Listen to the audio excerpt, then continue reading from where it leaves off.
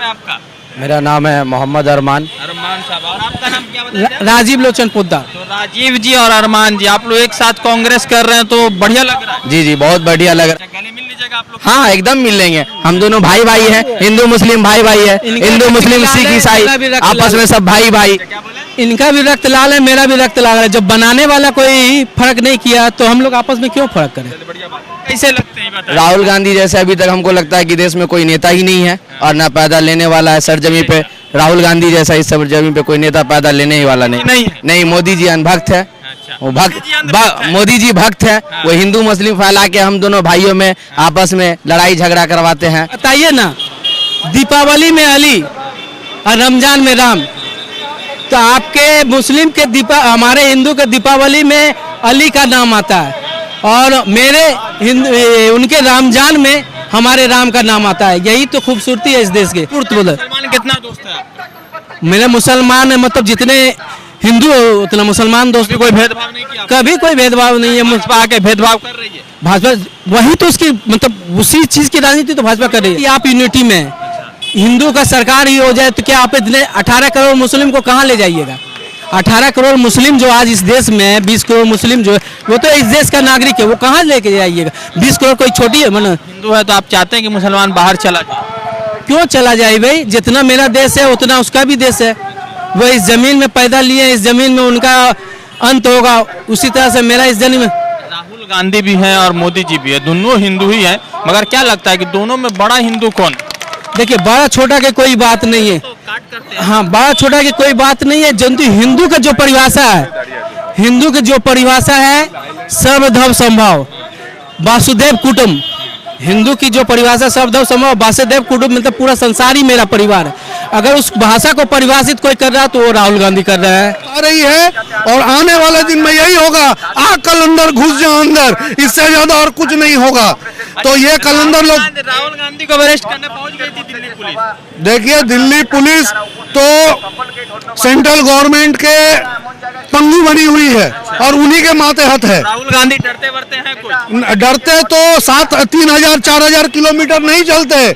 धूप में, बारिश में, बर्फ में राहुल गांधी चल के दिखा दिया कि जो बात करते हैं कि हम 18-18 घंटा काम करते हैं, तो वो उनको दिखा दिया कि जिस तरह से अपना हिम्मत लेकर के अपने कांग्रेस कर्मी के साथ राहुल गांधी आगे बढ़े, स्टार्ट किए साउथ से और खत्म किए कश्मीर में, उन्होंने दिखा दिया कि डरने वाला कौन है और लीडर कौन है।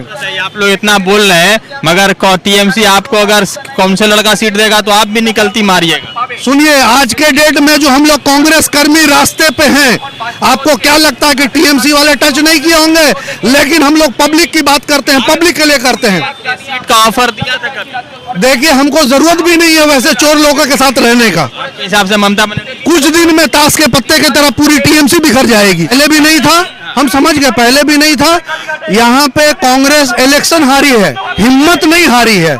आज उसी कांग्रेस जो है पिछले 10 सालों से सत्ता में नहीं है और पश्चिम बंगाल में तकरीबन जो है कुछ ही दिन बाद 50 वर्ष हो जाएगा कांग्रेस को सत्ता से बेदखली हुए। मगर सवाल यह है कि एक भाई है जो हाथ में जो है पूरा पट्टी बांधकर इस पूरे जो अभी यूथ कांग्रेस की तरफ से एक सभा बुलाई गई है उसमें चल रहे हैं और हाथ में जो है इनके फ्रैक्चर है, मगर उसके बावजूद चल रहे हैं। तो शायद राहुल गांधी के लिए, सोनिया जी के लिए या खड़गे जी के लिए कहीं ना कहीं एक जो है इंस्पिरेशन जरूर होगा कि पार्टी अगर कमजोर स्थिति में फिर भी ऐसे लोग चल रहे हैं। क्या नाम है आपका? मेरा नाम राजीव लोचन पोद्दार है। अच्छा, तो आप तो हिंदू ही होंगे? हाँ जी, मैं बिल्कुल हिंदू हूँ और हिंदू के नाम पर जो मेरा सबसे बड़ा का नाम है सर्वधर्म समभाव।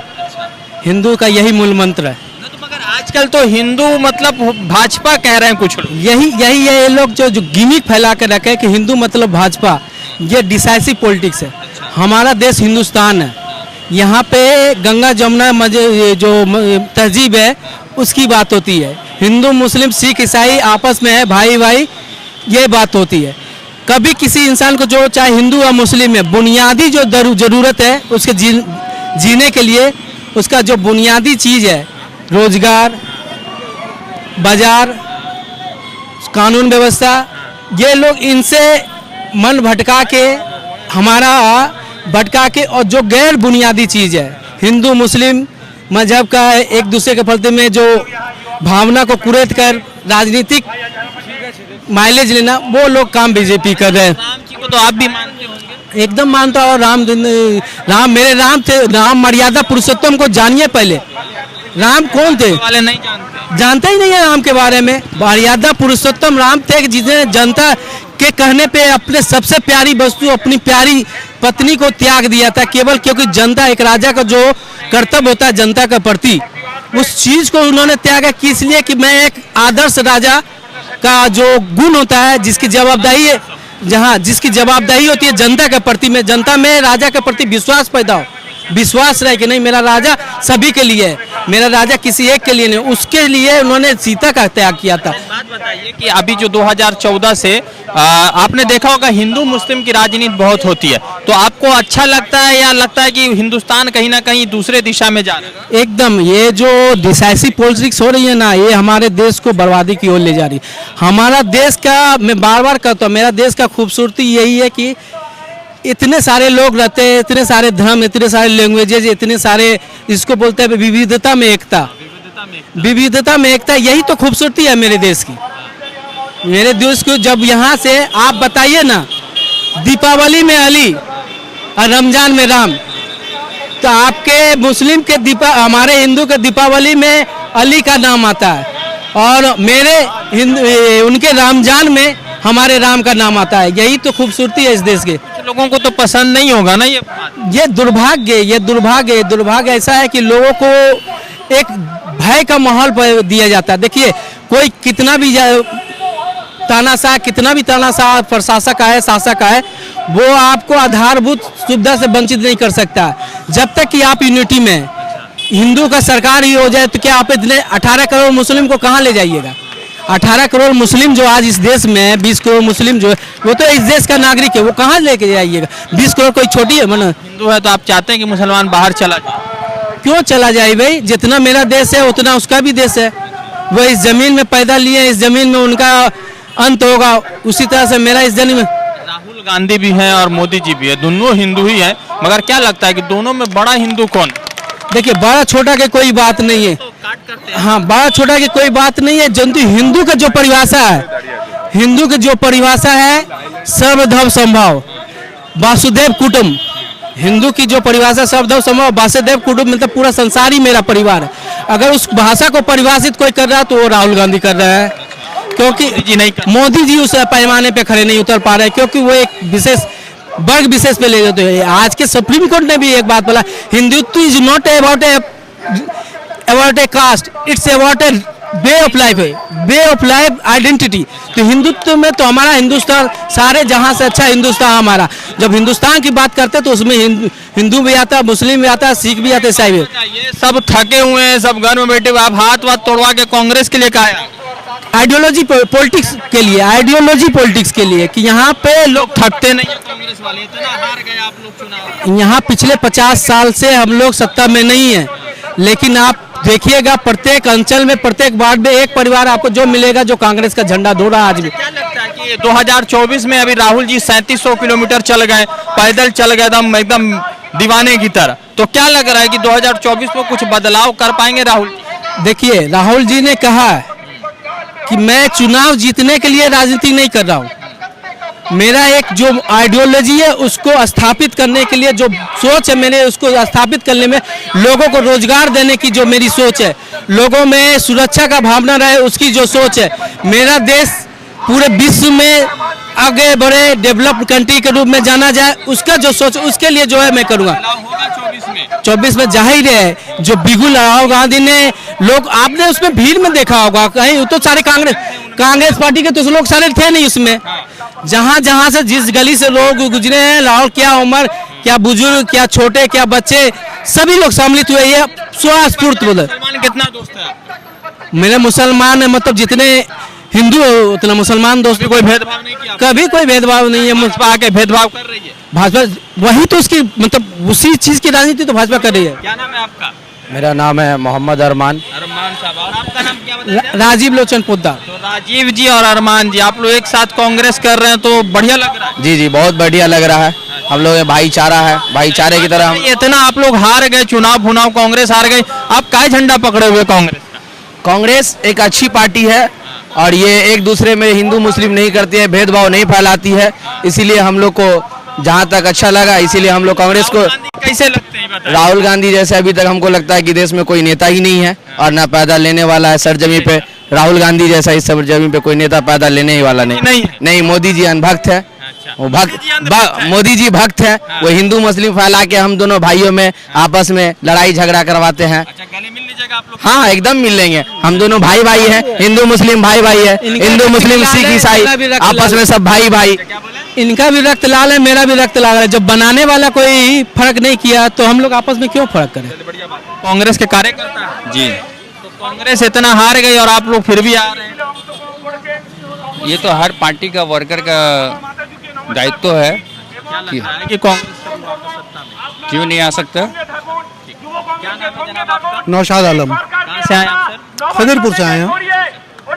इतना हारने के बाद भी आप लोग बिरयानी खाने के चक्कर में हैं। देखिए, हम पब्लिक का बात उठा रहे हैं, ठीक है, और बिरयानी का यहाँ सवाल नहीं है। बिरयानी रोज ही चलता है। जब यहाँ पे हम लोग जिस तरह से बंगाल में रोज बिरयानी का कोई दिक्कत नहीं है। पहले भी नहीं था, हम समझ गए, पहले भी नहीं था। यहाँ पे कांग्रेस इलेक्शन हारी है, हिम्मत नहीं हारी है। आज उसी हिम्मत से जो एडिनो वायरस में जो बच्चे मर रहे हैं उसके प्रतिवाद के लिए आज यहाँ कोई मीडिया नहीं दिखा रहा है, कहीं पे कोई जानकारी नहीं है, लेकिन 250 से 300 बच्चे इस एक महीना के अंदर मारे जा चुके हैं। उसके प्रतिवाद में आज पार्क स्ट्रीट में हम लोग आए हैं। ये बतान तो क्या आप लोग का भी यही बात है कि ममता बनर्जी और मोदी जी एक जैसे लोग? देखिए, एक जैसे लोग नहीं है, एक सिक्का के दो पहलू हैं, ठीक है? जी, दोनों एक है। इसमें वो लड़ाई दिखाने का नुकसान बताइए, किसको क्या नुकसान हुआ? भाईपो को नुकसान हुआ तो बताइए। नुकसान हो रहा अनुव्रतों को, नुकसान हो रहा पार्थों को जो जेल में है। भाईपो को नुकसान हुआ, मेन कल्पिट भाईपो है, गुरु प्रचार करने वाला भाईपो है, चोरी करने वाला भाईपो है। भाईपो को नुकसान हुआ। बीजेपी दूसरे लीडर को पकड़ करके जेल में घुसा रही है और आने वाले दिन में यही होगा, आग कलंदर घुस जाओ अंदर, इससे ज्यादा और कुछ नहीं होगा। तो ये कलंदर लोग राहुल गांधी को अरेस्ट करने पहुंच गई थी दिल्ली पुलिस। देखिए, दिल्ली पुलिस तो सेंट्रल गवर्नमेंट के पंगू बनी हुई है और उन्हीं के मातहत है। राहुल गांधी डरते वरते हैं कुछ? डरते तो 3,000-4,000 किलोमीटर नहीं चलते। धूप में, बारिश में, बर्फ में राहुल गांधी चल के दिखा दिया कि जो बात करते हैं कि हम 18 घंटा काम करते हैं, तो वो उनको दिखा दिया कि जिस तरह से अपना हिम्मत लेकर के अपने कांग्रेस कर्मी के साथ राहुल गांधी आगे बढ़े, स्टार्ट किए साउथ से और खत्म किए कश्मीर में, उन्होंने दिखा दिया कि डरने वाला कौन है और लीडर कौन है। क्या प्रधानमंत्री बनेंगे राहुल गांधी? ममता बनर्जी तो कह रही कि अगर प्रधानमंत्री का कैंडिडेट बना दिया तो टीआरपी भाजपा को। आज आप देखे होंगे सपा के नेता के साथ ममता बनर्जी बैठ करके प्लान कर रही है। कुछ हिंदुस्तान में बीजेपी जानती है कि डायरेक्ट हम नहीं सकेंगे, इसीलिए कुछ एजेंट पाल के रखी है। उसी एजेंट के तहत बंगाल की भी सरकार काम कर रही है और वो लोग दूसरे लोग भी काम कर रहे हैं और अवैसी भी काम कर रहे हैं। हर बार आप लोग वैसी को कहा बोलते हैं, इसलिए कि कतन करो ना, वो वही काम कर रहे हैं। देखिए, सेकुलर वोट को बांटने के लिए एक ही तरीका है कि सेकुलर 5-6 पार्टी नाम नमूद की पार्टी सामने आ जाए और सेकुलर वोट को बांट दे। बताइए, आप लोग इतना बोल रहे हैं मगर टीएमसी आपको अगर काउंसिलर का सीट देगा तो आप भी निकलती मारिएगा। सुनिए, आज के डेट में जो हम लोग कांग्रेस कर्मी रास्ते पे हैं, आपको क्या लगता है कि टीएमसी वाले टच नहीं किए होंगे? लेकिन हम लोग पब्लिक की बात करते हैं, पब्लिक के लिए करते हैं। सीट का ऑफर दिया था कभी? देखिए, हमको जरूरत भी नहीं है वैसे चोर लोगों के साथ रहने का। हिसाब से ममता बनर्जी कुछ दिन में ताश के पत्ते की तरह पूरी टीएमसी बिखर जाएगी। तो 10 साल से चल ही रहा है मामला। भाई 34 साल लेफ्ट का भी चला है, उससे पहले कांग्रेस भी चला। आज 50 साल से कांग्रेस यहाँ नहीं है, लेकिन आज कांग्रेस कर्मी आपको नजर आ रहे हैं। एक बात बताइए, सागर दिघी में बायरन जीते तो लोगों ने कहा कि भाई जो है विधवा के सर पे ताज सजा है। कांग्रेस यहाँ पर विधवा थी, एक भी सीट नहीं थी। लोगों ने कहा मेरे भाषण नहीं है। ये कहने को कोई कुछ भी कह ले, सच्चाई तो यही है कि आज मौजूदा सरकार जो है हताशा में है, हार का गम मना रही है। चोरों का बैठक कालीघाट में बुलाया जा रहा है, ठीक है? तो ये हताशा में कुछ भी कहेंगे लोग। बदलाव होगा 24 में? पब्लिक चाहेगी तो होगा। राहुल गांधी पीएम बन पाएंगे? एकदम पब्लिक चाहेगी तो होगा। राहुल गांधी चाह भी रही है। राहुल गांधी ने कुछ ऐसा बोला कि माफी मांगी? नहीं, कुछ नहीं बोला है, कुछ ऐसी बात नहीं बोले। देश विरोधी काम, देशद्रोही का काम सत्ता पक्ष के लोग कर रहे हैं। एक कंपनी को बचाने के लिए पूरा ताकत झोंक के रखा हुआ है। अगर इतना ही दम है तो जेपीसी क्यों नहीं लागू अप्रूव कर रहा है? जेपीसी लागू करे, दूध का दूध पानी का पानी हो जाएगा। भाग क्यों रहे? आज राहुल गांधी का माइक बंद कर दिया जा रहा पार्लियामेंट में। तो ये सब बहुत सारी बातें हैं, हिंदुस्तान के लोग समझ रहे हैं। 34% सत्ता पक्ष के वोट मिला था और 76% उनके अगेंस्ट में मिला था, लेकिन अगेंस्ट वाले बिखरे हुए थे। बस यही बात है। तो देख रहे हैं कि जिस तरह से पूरे देश भर में कांग्रेस अलग अलग तरीके से प्रदर्शन कर रही है, कांग्रेस की वापसी की बात हो रही है। राहुल गांधी कर्नाटका के बेलगावी में कई सारे जो है वादे करते हैं। कर्नाटका का चुनाव है, पश्चिम बंगाल के युवा कार्यकर्ता यहाँ पर ममता बनर्जी के खिलाफ विरोध प्रदर्शन कर रहे हैं। आप देखते हैं कि 24 का जो है इलेक्शन भी है, वहाँ 24 है, 23 है, उसके बाद 25 है। तो क्या कुछ बदलता है और क्या कुछ समझ में आता है? राहुल गांधी लगातार अपने मुद्दे उठा रहे हैं। रजा अंसारी की रिपोर्ट। द इंडियन खबर, सच आपके सामने।